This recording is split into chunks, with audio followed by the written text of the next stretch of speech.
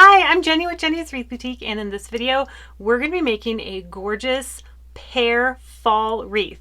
And this is part of a fall wreathathon where a bunch of other wreath makers are making a fall wreath right now as well. And I'm going to link that playlist in the description below. So after you are done watching this, be sure to watch all the other wreath tutorials. If you're new here, I'm Jenny, and I teach how to make all different kinds of wreaths inspired by nature. And I also teach you how to sell them if you're interested in that. Let's go over the materials you're going to need to make this wreath. First, we are using a 14-inch grapevine. You can use a larger size, of course. I like a 14-inch to start. I'm also using some neutral cream colored bunny tails, some blackberries. Look how pretty those are. They look so real. The focal point of this wreath is going to be the pears. Pears are so on trend right now. I love them. Look at that gorgeous color. Some thistle, yellow pip berries, and a couple different kinds of beige leaves. And I'm also using my favorite wire cutters, a hot glue gun, and hot glue.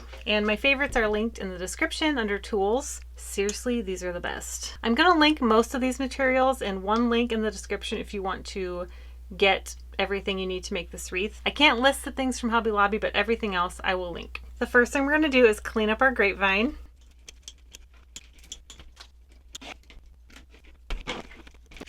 Now that our grapevine is clean, we're going to start with our first layer of greenery. I'm using these beige leaves. These are from Michael's.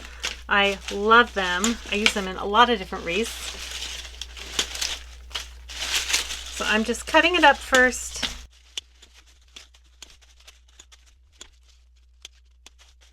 Now we're going to add in our first layer by just dabbing some glue onto the stem and placing it along the grain of the grapevine. So I put some on the inside, and now I'll put some on the outside. And I'm going to do this all the way around the wreath.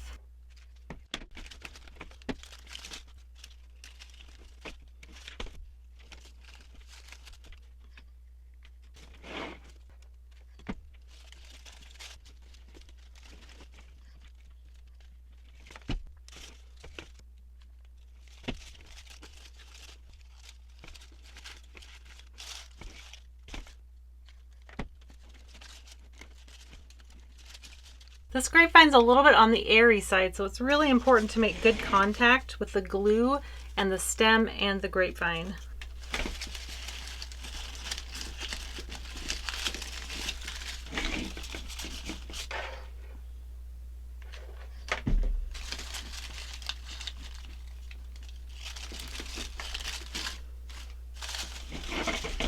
Now that we have our first layer in, we're going to move on to our beige aspen leaves. These are also from Michael's. I've been using so many of these this season. They are a staple in my wreath shop. So I'm just cutting the stems into individual pieces. And for a stem like this, I'm going to cut it in two. And now we're going to add these around the wreath, just filling in the gaps where we don't have maple leaves. I know it looks sparse now, but just wait as we add in the layers. It's going to look better and better.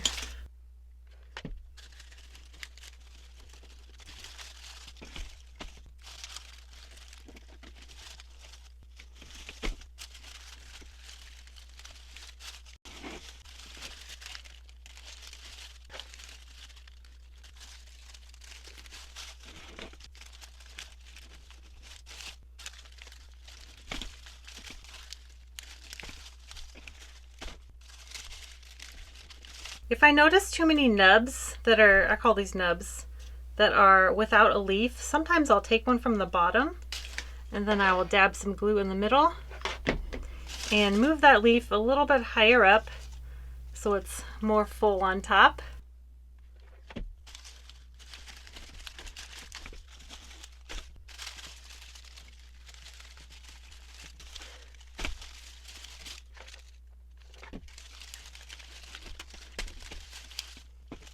And because we put everything along the grain of the grapevine, nothing sticks out the back. So look how nice and clean the back looks. And everything's more secure that way. Next, we're going to add in some bunny tails. These are from Hobby Lobby, but any kind of faux grasses very trendy right now. Anything that looks like a dried grass, but it's a lot cleaner to use faux. Way less messy. So I'm just gonna add these in. These are from Hobby Lobby, but you can find them at Michael's as well. And I'm just gonna add these in. They make a great filler, and they add a really fun, trendy texture. Here's a lighter color, and one that's a little darker. I don't know if you can tell the difference. So I'm gonna mix these.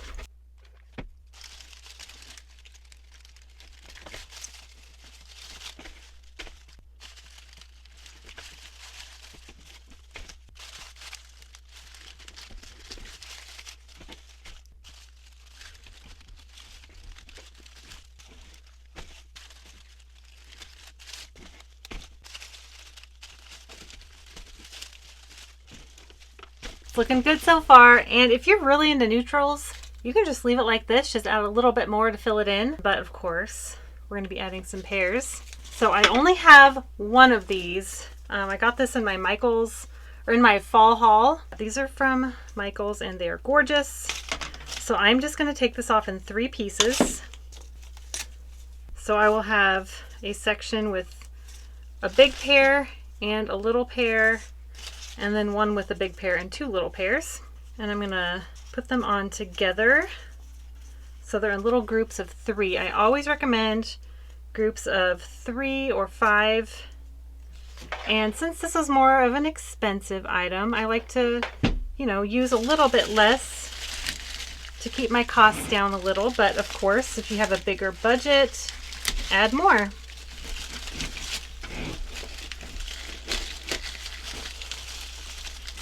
And I love these little brown curly stems. They're so fun. They add so much texture and interest.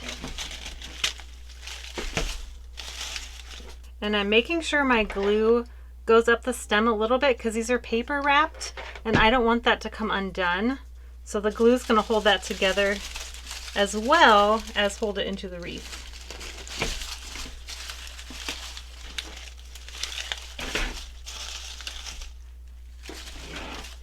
So I'm lifting up the foliage and I'm putting the stem into the grapevine underneath it so it just mixes in really well. If the stem doesn't have good contact with the grapevine and glue, I just add a little bit more just to be extra safe. That's one thing I like about using a glue gun instead of a glue pot. All right, so we have our pears.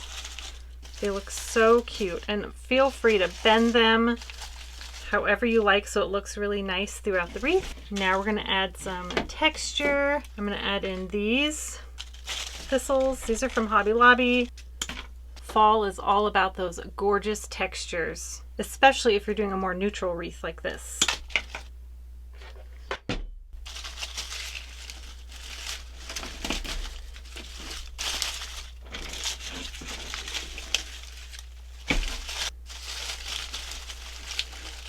So I'm adding the larger stems in between each set of pears, and then I'm going to add in the other ones more around it to fill in the gaps.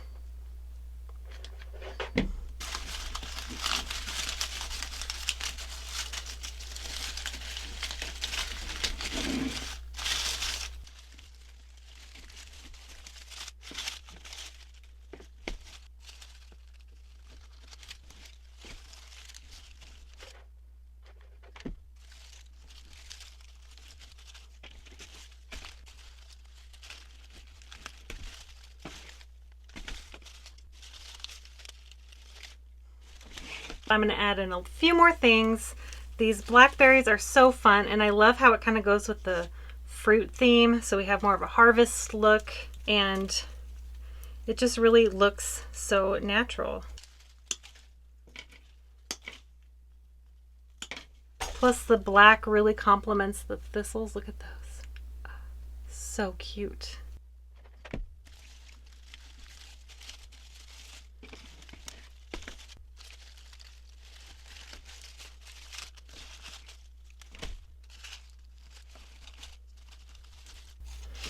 Aren't these fun how it just kind of dangles out a little bit?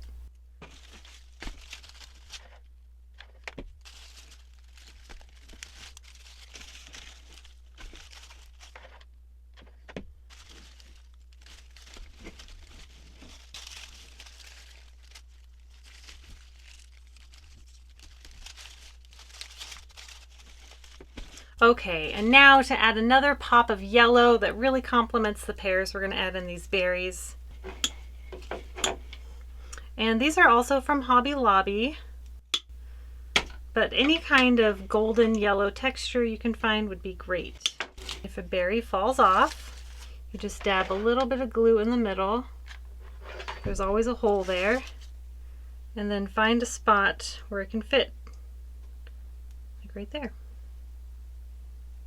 These come off a lot, so to make sure your wreath is extra durable, tug on these little nubs, and sometimes they'll come off pretty easily, sometimes not. That one's good. Sometimes that little prep you do makes all the difference in the quality of your wreath, so it will last for years to come, especially if your door gets slammed a lot or something. You don't want stuff falling off your wreath. So I'm just going to add these in.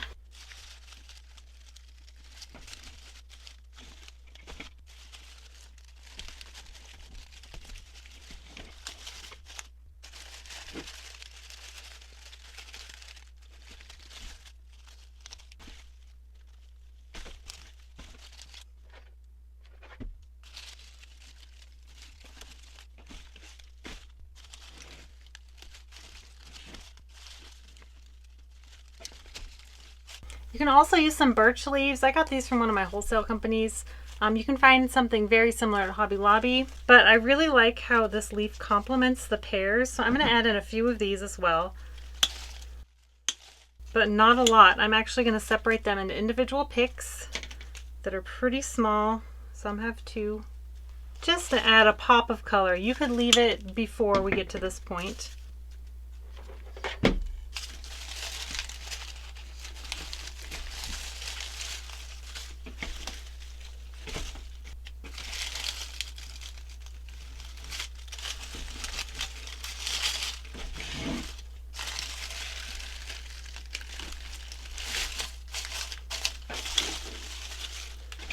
I really like the extra yellow this brings.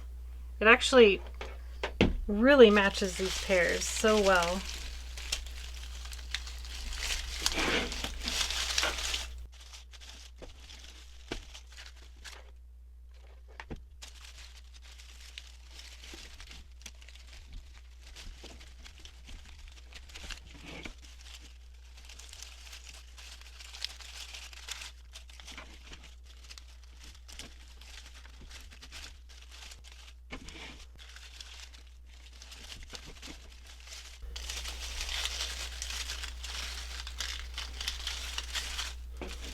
Okay, so here is the finished product.